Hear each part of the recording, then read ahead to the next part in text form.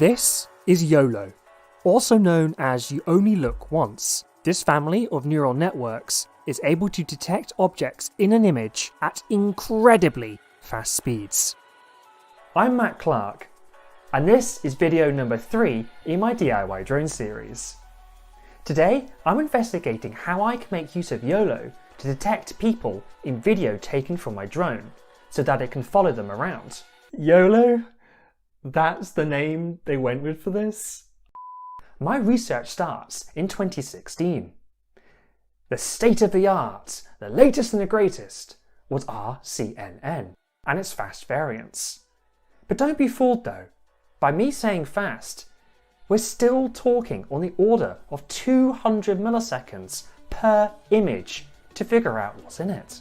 Joseph Redman comes along and just drops YOLO on the world.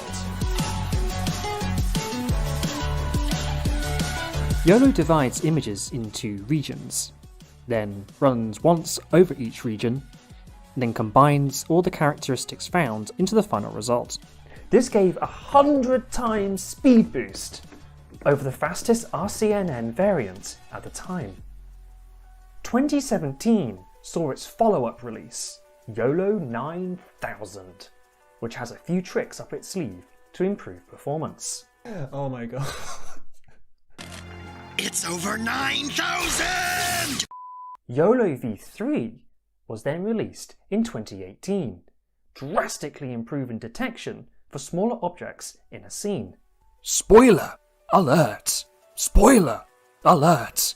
In 2020, the original author of YOLO confirmed he no longer works in the computer vision field. Understandably, the chaos this caused created a major nexus event in the YOLO multiverse. YOLOv4 appeared 2 months later, improving training times for new models, as well as another jump in inference speed. From here, well, we ain't in Kansas anymore. YOLOv5 arrived and caused more drama than a bad night out, branching off from YOLOv3 and fully re-implemented in Python. This variant seemed related in nothing but name. Benchmarks were published for performance. But a major question in the computer vision community was, are those benchmarks accurate and reproducible?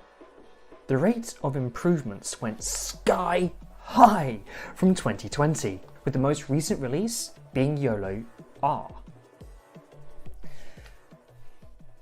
I've had a look now at what YOLO is, but I want to know how well it works in an outdoor setting. I'm travelling to my local park to see how accurate YOLO is at long distances.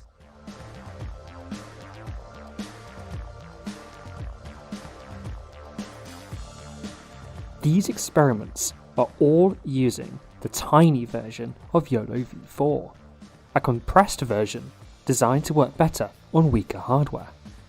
This is so you can get an idea of the worst case scenario for detections. I'm walking away about 20 meters or so down this slope. Let's see if YOLO can detect me.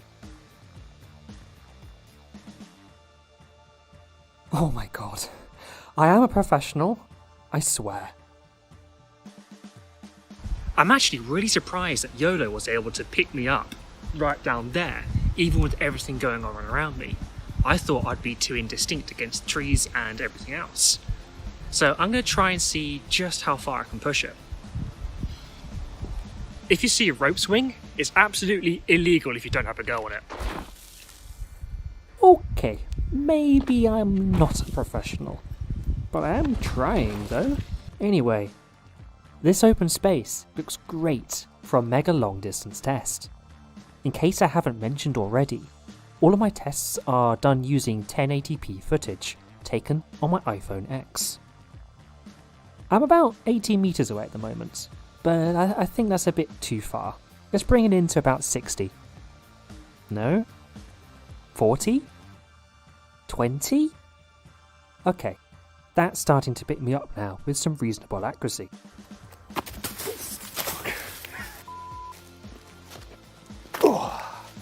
We've had a look now at how distance affects accuracy when detecting people. Now I wonder, how fast does it actually run on different hardware? Starting at the lower end, an NVIDIA Jetson Nano can run the full version at a slow 1 frame per second. But this nicely bounces up to about 5 frames per second when using the tiny variant. In complete contrast, an RTX 2080 Ti can run the full version of YOLO4 at a crazy 400 frames per second. I don't actually have one of these cards, so I've pulled this number from some benchmarks. There's a link to those in the description below. On my drone, I'm already using the NVIDIA Jetson Nano as a companion computer. I did some experimentation, and I noticed that if I drop my input resolution from my camera feeds to about 640 by 480, then I'm able to get a quite respectable speed boost in terms of FPS.